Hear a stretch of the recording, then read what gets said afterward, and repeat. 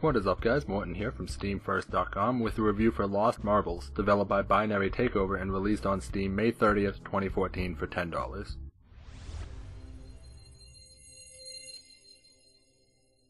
Lost Marbles is a game that has a whole lot of potential but doesn't really capitalize on it. Let's start off with what the game is and the good things, and then I'll move on to what could be improved and why I have issues with this. The game isn't all that complicated. You control a marble or multiple marbles and try to get to the end of a course. The courses have a variety of hazards such as fire or spikes, and you need to avoid all of it or you have to start over. There are three types of marbles: a heavy marble that sinks in water and can go over most hazards, and it can also launch forward very fast to jump off ramps or break through fences, a rubber marble that can jump over most obstacles and floats in water, and a paper marble that can't touch any hazards or water but can shrink in size to fit into tight places. The first difficulty just uses one marble, in the second you control two of them, and in the third difficulty you use all three. You never get to choose which marbles you use though, which is fine because it would completely break all the puzzles. For the most part, the puzzles are pretty straightforward. Some of them are sorta difficult, but after you do a few of them you start to realize patterns and it gets kinda predictable and pretty repetitive. The main focus of the game is time though, not puzzles. It's about getting through everything as fast as possible without messing up.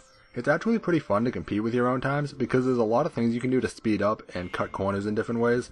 But as I said, there are definitely some issues as well. For starters, there's only 30 courses, 10 for each difficulty level, and they only take a couple of minutes to beat at most, with some taking less than 15 seconds for the first time.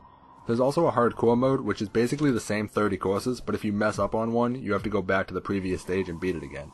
The only real purpose of that is to unlock skins for the marbles, so it's kind of pointless. If you're going for the fastest times, it doesn't make sense to play hardcore mode, so there's no reason to use it for that, because you'll need to continually play the same stage over and over, and hardcore mode automatically moves you forward after you complete each stage. Along with the lack of stages and difficulty, the other problem is how not competitive the fastest times are. On my first time playing through, I got top 20 times on quite a few of the courses, which basically means that there's only a handful of people trying to get good times, so you'll mainly be playing against your own time trying to improve. And with only 30 levels, it won't last that long. Gameplay gets a 3 out of 5. The controls and everything work great, and it isn't bad. It's just really short, and the puzzles get so repetitive that it isn't at all challenging. The sounds are alright, nothing special though. The soundtrack is pretty repetitive, and there aren't really any interesting sound effects. But I'd definitely say that it doesn't take away from the game. It just doesn't add to it. The graphics are also decent, but again not fantastic. They're both pretty average, there's not really much more to say about it. Graphics and sound both get a 3 out of 5. They're fine, but aren't awesome.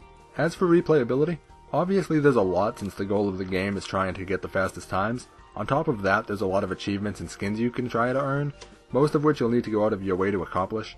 Now if that gets repetitive or not is up to you. Some people will enjoy replaying the same few stages over and over trying to save fractions of a second, but other people would not.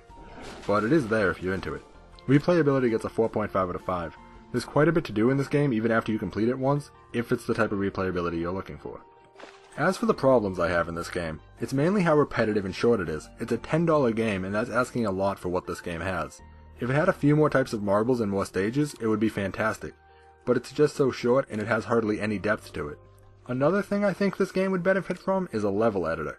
This game just seems like the perfect type of game to get the community involved in making and sharing stages, which would add tons of value, both for people who enjoy creating the stages and for people who just want to play more.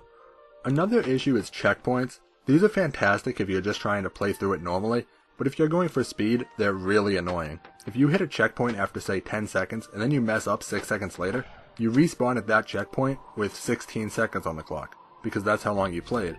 But because of that, you'll never get a fast time, so you need to manually go in and restart the level. It's a minor annoyance, but with this type of game where you might play a stage 50 times going for a high score, having to manually restart every time gets really annoying. A way to turn off checkpoints would certainly make things better. Lost Marbles basically comes down to how much fun do you have replaying the same stages trying to save less than a second. The game works well. The mechanics, the physics, the controls, it's all really good. It just doesn't have much variety. Overall, Lost Marbles gets a 3.5 out of 5. It works well for what it is, but it's certainly not for everybody. There's also a lot of ways that the game could be improved in the future. More levels, more marbles, more complexity, a level editor. Any of these would help greatly improve the value. Nothing has been announced of yet though, but they have been patching the game, so it's worth keeping an eye on.